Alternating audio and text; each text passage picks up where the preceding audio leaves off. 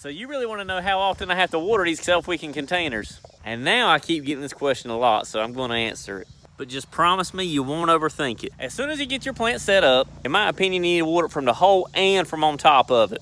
And that's just because I want that plant to settle down in that container. And by doing this, it's not taking away from the water that's going into those other jugs. And what I mean is, all that water that goes into all them jugs don't get wasted by having to wick itself up to the very top, because by then all your jugs may be about half full. All of that said, you have now watered it from the top and from this PVC pipe. So now all your dirt and all your jugs are full.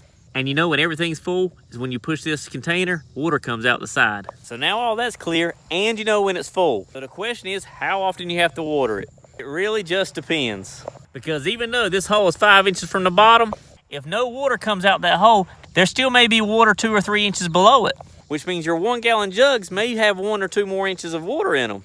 And that 1 or 2 inches is actually getting wicked back into the soil. So I can easily say you can go on vacation for 3 or 4 days and not have to worry about watering anything.